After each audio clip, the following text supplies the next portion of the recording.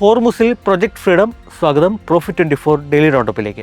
ഹോർമുസിൽ സംഘർഷ സാഹചര്യം വീണ്ടും ഉരുണ്ടുകൂടുകയാണ്. ഹോർമുസിൽ വാണിജ്യ കപ്പലുകൾക്ക് തടസ്സമുണ്ടാക്കിയിരുന്ന 6 ഇറാൻ ബോട്ടുകളെ US അപ്പാച്ചെ സീഹോക്ക് ഹെലികോപ്റ്ററുകൾ തുരത്തി. വാണിജ്യ കപ്പൽ ഗതാഗതം പുനരാരംഭിക്കാനുള്ള പ്രൊജക്ട് ഫ്രീഡം പദ്ധതിയുടെ ഭാഗമായി വൻ സൈനിക വിന്യാസമാണ് US ഹോർമുസിൽ നടത്തിയിരിക്കുന്നത്. വിമാനവാഹിനി കപ്പലുകളായ എബ്രഹാം ലിങ്കണും ട്രിപ്പോളിയുമാണ് മേഖലയിൽ വിന്യസിക്കപ്പെട്ടിരിക്കുന്നത്. F-16 വിമാനങ്ങൾ ഹോർമുസിൽ നിരീക്ഷണം ശക്തമാക്കിയിട്ടുണ്ട്.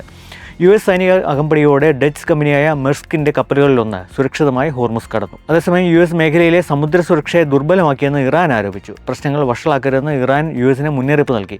ഇറാൻ വിദേശകാര്യമന്ത്രി അബ്ബാസ് അറാഗ്ചി ചൊവ്വാഴ്ച ചൈനയിലെത്തി. പുതിയ സാഹചര്യത്തിൽ ചൈനയുടെ പിന്തുണ തേടിയാണ് ഈ സന്ദർശനം.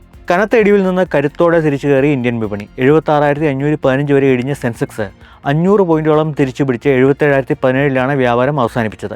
നിഫ്റ്റി 23,882 വരെ വീണ ശേഷം 24,032 വ്യാപാരം അവസാനിപ്പിച്ചു. 9 സെഷനുകളിലെ വിറ്റഴിക്കലിന് ശേഷം വിദേശ സ്ഥാപന നിക്ഷേപകർ ഓഹരികൾ വാങ്ങിയതാണ് വിപണിയെ ബൗൺസ് ബാക്കിന് സഹായിച്ചത്. 23,950 നിഫ്റ്റിക്ക് ശക്തമായ സപ്പോർട്ട് ലെവലായി മാറിയിട്ടുണ്ട്. ഹോർമുസ് പ്രതിസന്ധി രൂക്ഷമായിരിക്കെ എണ്ണവില ഉയരങ്ങളിൽ തുടരുകയാണ്. ബ്രന്റ് ക്രൂഡ് ബാരലിന് 3% വർദ്ധിച്ച് $111.4 വ്യാപാരം നടക്കുന്നത്. സ്വർണ്ണവില താഴേക്കാണ്. അന്താരാഷ്ട്ര സ്വർണ്ണവില ഔൺസിന് $4,550 ട്രേഡ് ചെയ്യുന്നത്. കേരളത്തിൽ 22 കാരറ്റ് സ്വർണം ഗ്രാമിന് 40 രൂപ കുറഞ്ഞ് 13,675 രൂപയിലെത്തി.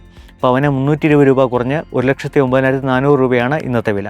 വാഹന വമ്പനായ മഹീന്ദ്ര ആൻഡ് മഹീന്ദ്രയ്ക്ക് 4-ാം പാദത്തിൽ 42% അറ്റലാഭ വർധന. ജനുവരി-മാർച്ച് പാദത്തിൽ മഹീന്ദ്രയുടെ ലാഭം 4,667 കോടി രൂപയായി ഉയർന്നു. 54,891 കോടി രൂപയുടെ വരുമാനമാണ് 4-ാം പാദത്തിൽ മഹീന്ദ്ര നേടിയത്. കഴിഞ്ഞ വർഷത്തെ 4-ാം പാദവുമായി തടിച്ചു നോക്കുമ്പോൾ വരുമാനത്തിൽ 29% വർധനവുണ്ടായി. ഓഹരി ഒന്നിന് 33 രൂപ ലാഭവിഹിതവും കമ്പനി പ്രഖ്യാപിച്ചിട്ടുണ്ട്.